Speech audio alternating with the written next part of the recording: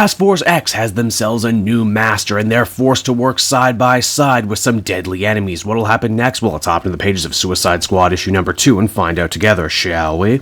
Alrighty then, so picking up from where the last issue left off, the Suicide Squad is licking their wounds after a disastrous mission in Australia. Their ranks have also been fused together with the group of superpowered freedom fighters known as the Revolutionaries. Needless to say, there's a ton of bad blood between the two teams, seeing as they both lost members on that last mission. We have Finn, the rogue Atlantean, who had a mental bond with his twin that King Shark ate, and now they're looking to settle the score with one another. Finn manages to knock out one of King Shark's tooths and will wear it for the rest of the issue before Locke can shock them both, saying that their fighting is very bad for business. Speaking of Locke, Harley Quinn and Deadshot are quick to voice their displeasure with how Locke is running Task Force X. Not that he cares that much. He says that Amanda Waller gave these folks way too much leeway, and that under his watchful eye, the Suicide Squad will get back to the business of dirty business. In fact, they already have a brand new mission primed and ready to go. Hey kids, who loves regime change? Cause Murica just spent a bunch of money trying to prop up a puppet dictator in a foreign land, but would you believe the old president refuses to leave just cause the election was rigged? The nerve of this guy, says Locke. This is gonna be a big job, and because of that, the new Suicide Squad is going to split into 3 teams. Finn and King Shark are going to have to put aside their differences long enough to take out the coastal defenses so that the other 2 teams can make landfall. A team led by Harley and comprised of Thylacine, Deadly Six, and some others are going to go and actually off the democratically elected leader, while the second team that we actually focus more on in this issue, led by Deadshot, are going to go spring the puppet dictator from house arrest. This leads to a very funny scene wherein we discover Aerie, the winged member of the Revolutionaries, actually doesn't like flying in helicopters. They believe they have way more control flying under their own power, and that a helicopter is just a big metal tube filled with a bunch of explosive liquids, and I mean, they're not wrong. And what Aerie says ends up coming 100% true, as the squad's helicopter gets shot down by a rather considerable military force that was waiting for them on the ground. Deadshot assumes that this must be some matter of ambush because, I mean, well, every day is an ambush when you're Floyd Lawton. Luckily, though, they don't have to get too far because Jog the teleporter is able to grab the VIP and escape. Now, when this mission started, Locke said that he would be listening to everything that the team said as well as watching them via spy satellite, and if they stepped out of line, he would be sure to kill them. That's why it's interesting that Osita, the leader of the Revolutionaries,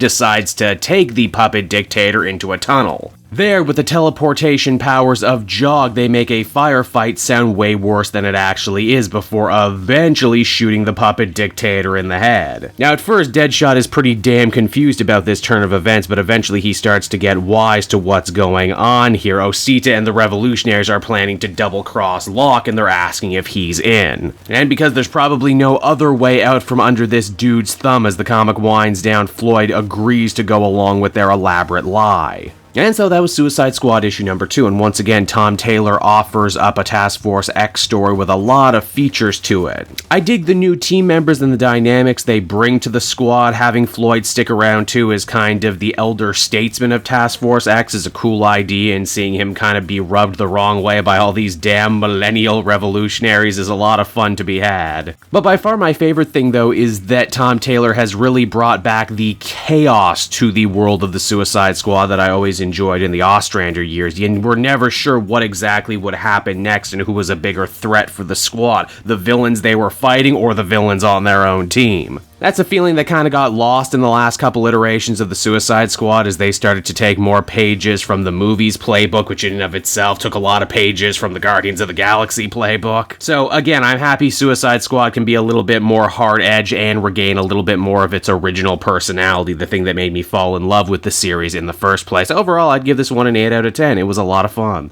Hey there everyone, Cape Joel again, and I want to thank you so much for watching to the end of the video. As always, if you liked what you see, be sure to like, subscribe, comment. It really helps drive engagement and helps me out too. Also, if you are a patron, which you can become for as little as $1 a month, you will get exclusive content that no one else can ever see, and you'll get to see the Comic Multiverse podcast before anyone else too. You can check out all this and more down in the description. And until next time everyone, this has been Cape Joel, and I'll see you all next time. Cheers.